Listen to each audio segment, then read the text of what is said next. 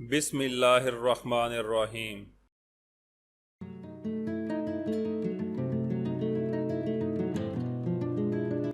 آپ کا نام ابو محمد جعفر صادق اور کنیت ابو محمد ہے۔ اہل بیت میں شامل ہونے کی وجہ سے نہ صرف باب طریقت میں ہی آپ کے ارشادات منقول ہیں بلکہ بہت سی روایتیں بھی مروی ہیں، اور جو لوگ آپ کے طریقے پر گامزن ہیں وہ 12 اماموں کے مسلک پر گامزن ہیں، کیونکہ آپ کا مسلک 12 اماموں کے طریقت کا قائم ہے۔ ایک مرتبہ کا ذکر ہے کہ خلیفہ منصور نے ایک شب حکم دیا کہ امام جعفر صادق رحمۃ اللہ علیہ کو میرے روبرو پیش کرو تاکہ میں ان کو قتل کروں۔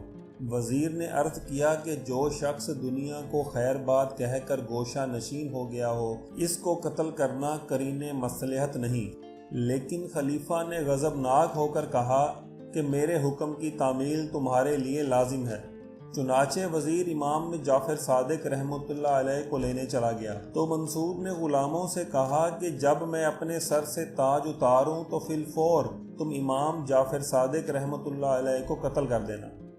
لیکن جب آپ تشریف لائے تو آپ کی عظمت اور جلال نے خلیفہ کو اس درجہ متاثر کیا کہ بے قرار ہو کر آپ کے استقبال کے لیے کھڑا ہو گیا، اور نہ صرف آپ کو صدر مقام پر بٹھایا بلکہ خود بھی مؤدبانہ آپ کے سامنے بیٹھ گیا اور آپ کی حاجات اور ضروریات کے متعلق دریافت کرنے لگا۔ آپ نے فرمایا کہ میری سب سے اہم ضرورت اور حاجت یہ ہے کہ مجھے آئندہ کبھی دربار میں طلب نہ کیا جائے تاکہ میری عبادت اور ریاضت میں خلل واقع نہ ہو۔ چنانچہ منصور نے وعدہ کر کے آپ کو عزت اور احترام کے ساتھ رخصت کیا، لیکن آپ کے رعب اور دبدبے کا اس پر ایسا اثر ہوا کہ 3 دن اور رات مسلسل بے ہوش رہا۔ بعض روایات میں ہے کہ 3 نمازوں کی قضا ہونے کی حد تک غشی طاری رہی۔ ایک مرتبہ کا ذکر ہے کہ حضرت امام جعفر صادق رحمۃ اللہ علیہ نے امام ابو حنیفہ رحمۃ اللہ علیہ سے پوچھا کہ عقل مند کی تعریف کیا ہے؟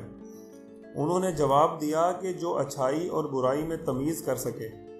آپ نے ارشاد فرمایا کہ یہ تمیز تو جانور بھی کر لیتے ہیں، اس لیے کہ جو ان کی خدمت کرتا ہے اس کو نقصان نہیں پہنچاتے، اور جو ان کو تکلیف دیتا ہے اس کو ایذا پہنچاتے ہیں اور کاٹنے کو دوڑتے ہیں۔